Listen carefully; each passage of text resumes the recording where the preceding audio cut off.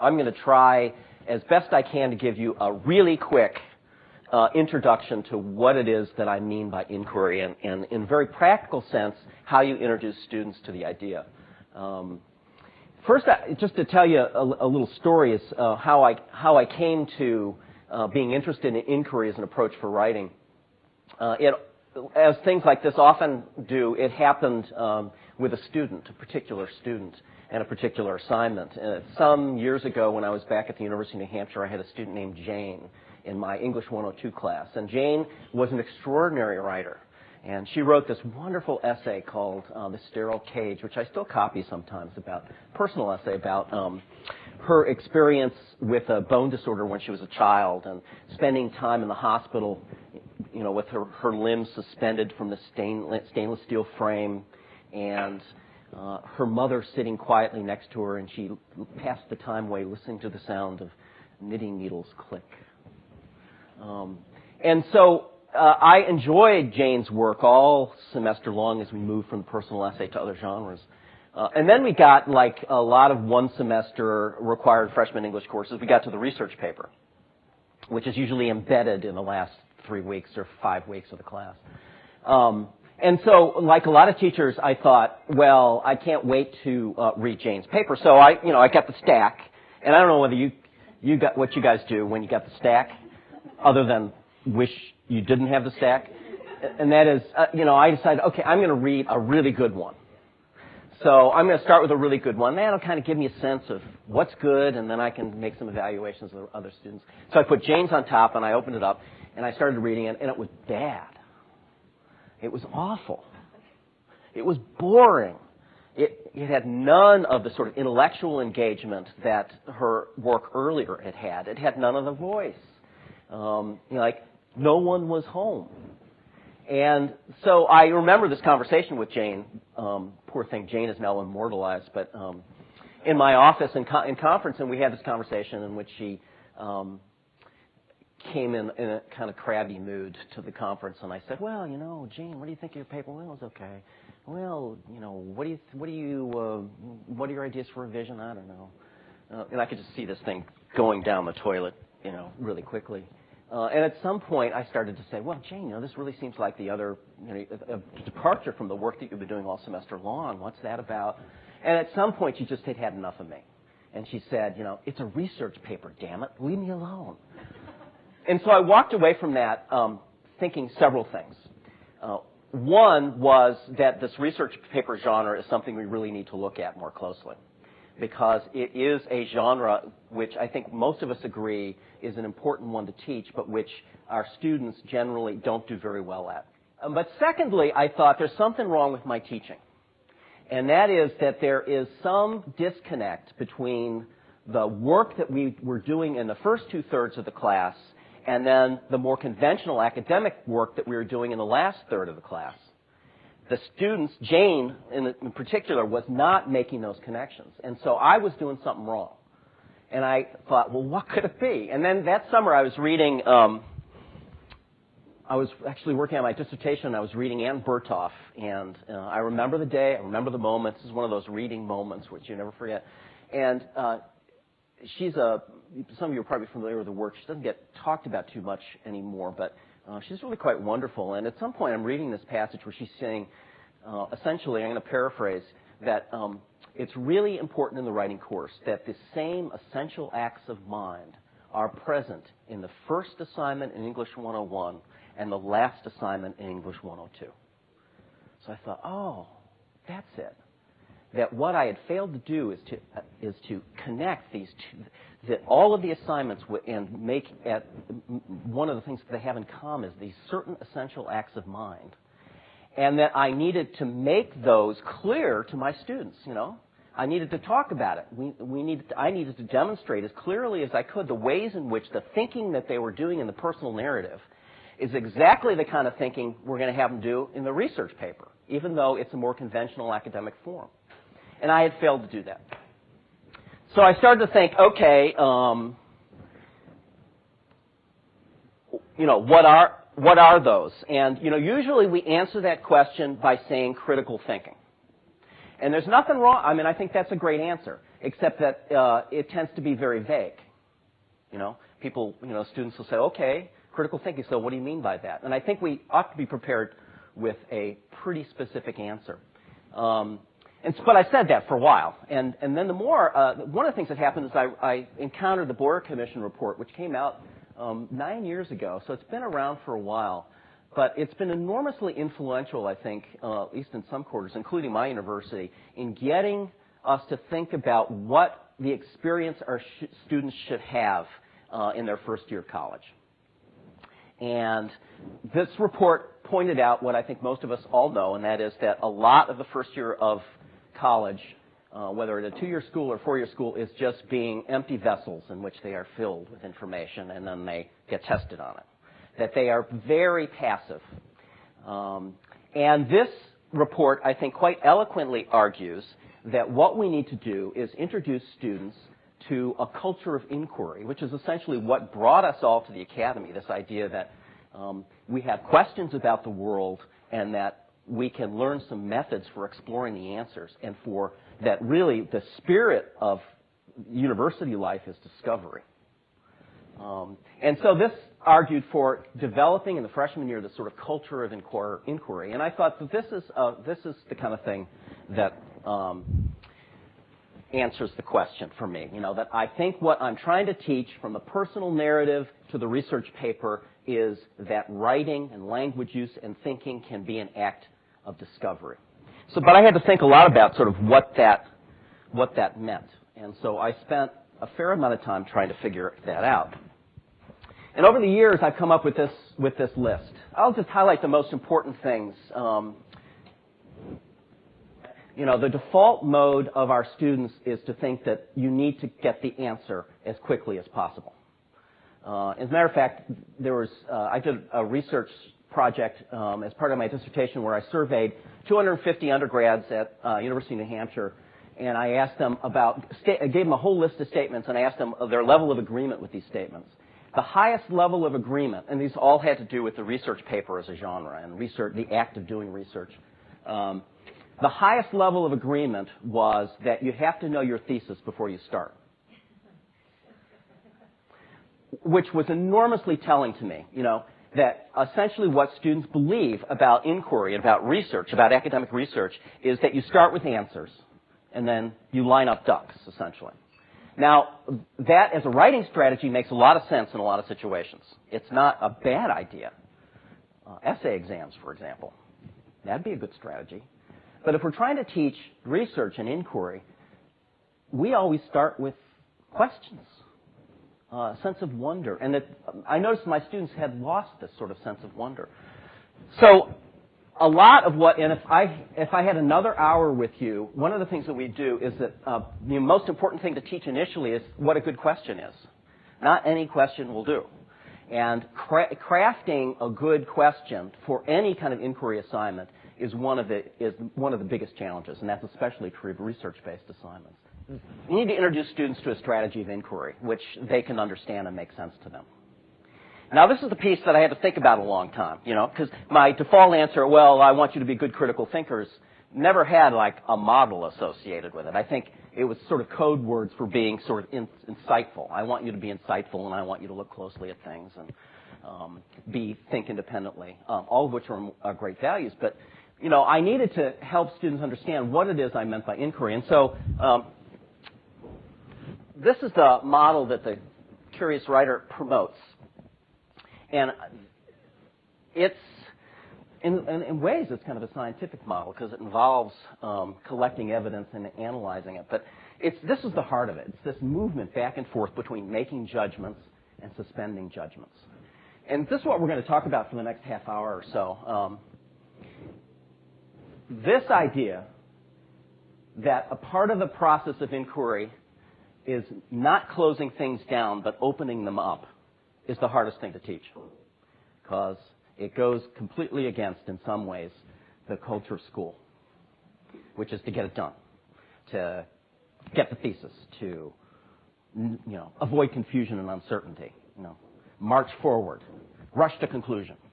But this is such a crucial part of inquiry, is creating a part of the process that's open, in which students entertain ambiguity and doubt and uncertainty. So I'm going to do an exercise with you all that would be exactly the kind of thing that I would do in the very beginning of a course that is going to use inquiry to introduce this idea of this sort of back and forth movement between suspending judgments and making judgments. And this is a writing exercise. It'll take us, it's got about 3 steps, and we'll kind of work through it.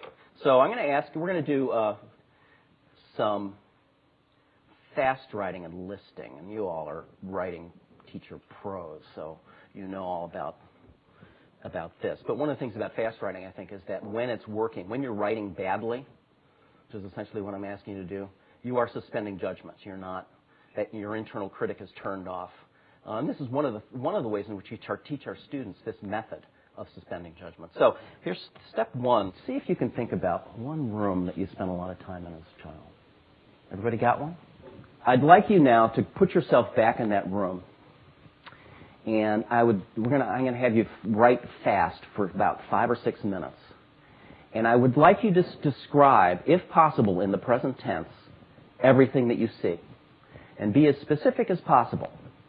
So, not just a chair.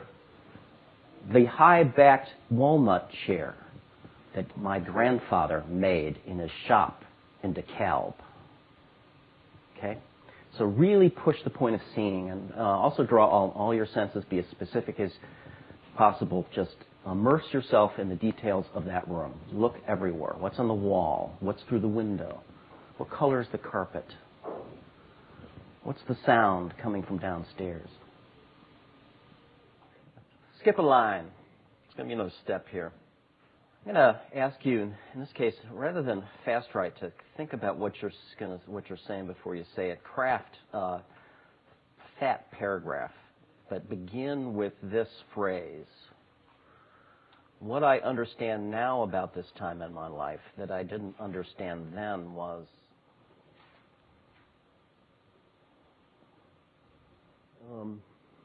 let's just spend a few minutes kind of debriefing this a little bit. It's one of the things that I'm interested in is whether you could distinguish between the experience of writing the first part and the second part. I mean, and how would you distinguish between them? I sort of created this artificial situation that experienced writers will push on, resist, because I think more experienced writers quite normally, intuitively, go from this kind of immersion to reflection, between collecting and focusing. That's because we've learned to do that. That's the way we're wired. This exercise kind of teases those two qualities of mind apart.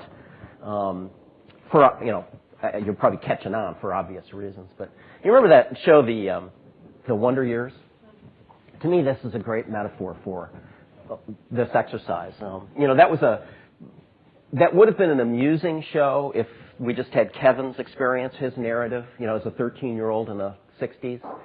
But because we have this adult narrator who's speaking on top of Kevin's narrative, there's 2 narratives going on. One is sort of a reflective narrative, and one is what Kevin experienced. In other words, the difference between what happened and what happens. And that made it that much more rich. And so part of what I do when I have students do this is introduce them to this idea of 2 kinds of thinking. One is very open-ended, one is more closed. One is about sort of immersion, one is about evaluation. And that what I'm asking them to do is essentially use both methods of thinking and learn how to use them strategically to come up with good ideas, to generate good writing. And so I tell my students this, and they pretty much get it. They get it partly because we're talking about personal writing, which they enjoy. So I'm back to Jane. Jane was really good at the personal narrative. She did this. But this is the quality, this is a habit of mine I want them to apply to all sorts of writing situations. So imagine that, I've just introduced this to my students in the beginning of my course, and they're writing personal narratives or personal essays. And so one of the ways I explain it to them is, that this looks like Bart Simpson's head, but It's really the mountain of reflection. And this is the sea of experience. I'm so glad that you said the word immersion, because essentially the first part of the exercise, I asked students to kind of jump into the sea of experience and to swim around to see what they discovered there and see if they bumped into anything interesting. And this is an exercise that they often enjoy because they find that, like a lot of writers do, that sometimes a detail resonates with meaning, something that seems completely insignificant on the surface. Something that's very ordinary somehow has a story attached to it. So they swim around, and then second part of the exercise, I tell them to stop fast writing and get out of the water and see where they've swum, to try to look for patterns, to try to look for questions, to try to figure out what it might mean. And again, we're not talking profound stuff here, room. But interesting things usually come out of this exercise. And they get that. They say, oh yeah, and I use the Wonder Years analogy. Oh yeah, sure, that's it. They have more contemporary shows that they remind me are much better examples. And so what happens typically when I get the first draft, after we do this exercise, is that the first half is a narrative. There's 4 pages of narrative, and then there's a paragraph at the very end that usually says something like, true friends are hard to find, or death, what a drag. So what they've done, and this again is part of what they're learning, is they swum around. They've heard Ballenger say, you get out of the mountain, the sea of experience, get on the mountain reflection so you can see where you swim. So they climb all the way to the top, and out of this comes these 2 words, so what? All the way to the top where the air is thin and the ideas are big, where the morals and cliches float around in the clouds. And of course, this is just the starting point for thought, Cliches exist because there's some truth to them. And so part of what we're challenging them to do is to strip away at those cliches and try to figure out why they're true, in what cases are not true. So they swim, they get up in the mountain reflection, and the challenge for us is to keep them down near the beach where the evidence is, and to get them to understand that this isn't just you don't just get in the sea of experience and then go up there and stay up there. You stay on the beach and you go back and forth between the sea and the mountain, staying as close as you can to the water, because this is where you collect information against which you test your ideas about the world. And that often, as they start reading essays, they will notice that this is a movement that's typical of the essay itself. But it's the kind of thinking that I'm trying to encourage. So I've tried to come up with this ways, introducing them to what I'm talking about. And we talked a little bit about the Wonder Years, this difference between what happened and what happens. And this exercise between the then and the now in narrative writing, this is one of the key movements. But it's a movement that involves all sorts of things, observations of things and ideas about them, back and forth and back and forth. And so this is one of the key elements of the strategy of inquiry, is to get them to use this dialectical movement. One side is kind of open-ended. They're suspending judgment. The other side, they're beginning to make judgments and evaluations and interpretations, and apply those to a whole lot of writing situations. Is this making sense so far? All right. So the next step is they get this with personal writing. So, after I get them down on the beach, and they discover that their definition of true friends is actually kind of interesting, and that no one's ever a true friend, or whatever it is that they discover on the beach, as they begin to unravel their first thoughts about things, the essays get better. But at the very beginning, I want to show them, demonstrate to them that they can apply this method of thinking to situations that aren't necessarily apparent to them. So what I want to do in the beginning of the class is, essentially, I'm walking you through a couple class periods that I would do in the very beginning of the semester that would introduce them to these essential acts of mind I was telling you about. So one of the things I really love is the Harper's Index, which is the first page, or one of the early pages in Harper's Magazine. Do you guys know that? Yeah. I think it's a rich resource for us as teachers, and I've been using them for years. And so I'm always calling the Harper's Index. Like last month, there was this great fact. It's just like factoids there's a great fact about 1/3 of all dogs treated by British vets are treated for drunkenness. Isn't that wild? So what are they doing over there with those dogs? Anyway, you could see where you could go with this. But I'm going to give you a series of 3 facts.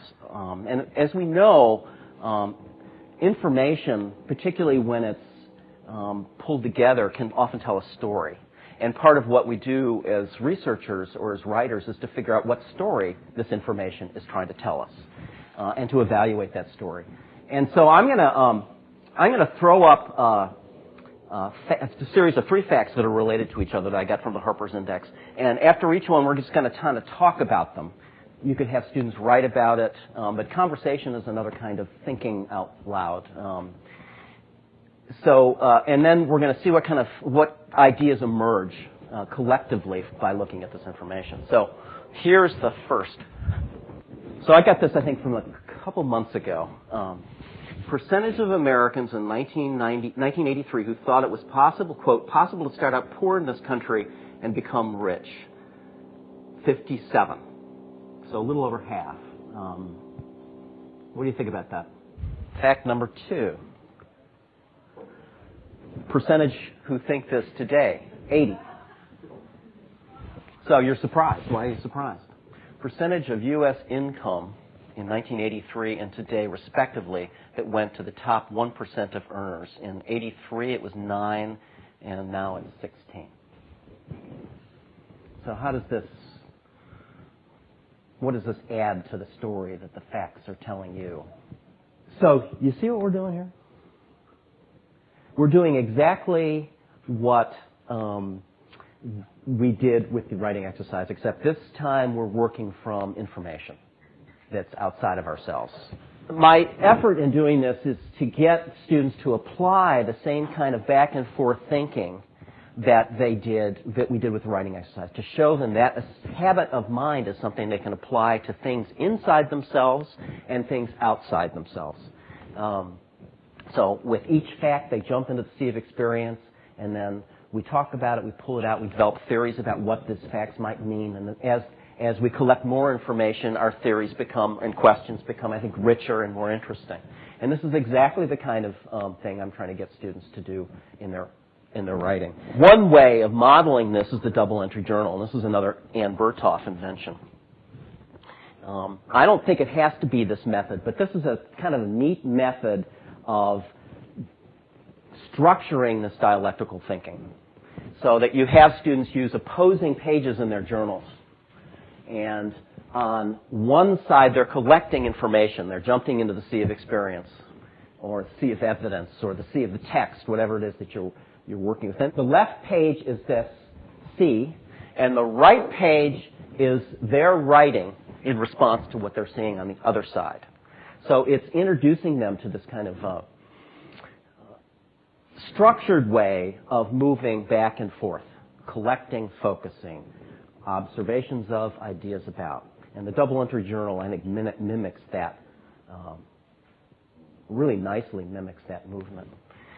Now, if we had more time, I would take us through one more step, and that would be to, as a prelude to the double-entry journal, is to try to introduce students to the idea of responding to texts in a conversational way. The default response of students, most of my students, when they encounter an outside text, is to feel as if they have no authority, and 2, as if their task is really just to borrow and move.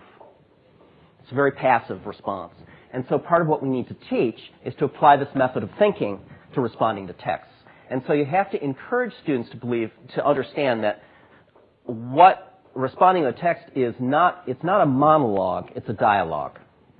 And that you have to teach them to talk back and with a text. And the double-entry journal is a way of doing that. And so I'll introduce them by just that idea by just giving them a series of passages, like we did with the facts. But first I'll say, let's brainstorm a list of words that you think describe a good conversation. And so I'll make a list on the board. And you can imagine the kinds of words, that it's friendly, you ask questions, it's informal, and then I'll say, okay, I'm going to give you 3 passages from this text. And so I've been using lately this piece that was in the Atlantic about the fact that college students today, the buildings that they are building more now than libraries on college campuses across America are rec centers. So this author argues that essentially, we have the Club Med generation, which really ticks them off. And so I'll give a passage from this piece, and I'll say, all right, have a conversation with the author. But first try believing. Accept the premise or the ideas, for 2 minutes. And then for 3 minutes, doubt, because they're going to want to just be mad. And then they write for 5 minutes, and then I put up another passage, and they write for 5 minutes. But you can see that it's a way of trying to establish that this double entry journal is essentially, if you're having a conversation in a cafe with the author, which is essentially what I want them to imagine, they're talking across a table, which is essentially the spiral binding of their notebook. So they're attempting to establish this conversation with an author. And of course, you refine that and you learn how to read and respond to a text so that the conversation is rich. But first I want them to understand that it's not just a one-way deal. That they're sitting with an author and they have an opportunity to have a dialogue. And again, that's building on this notion of dialectical thinking.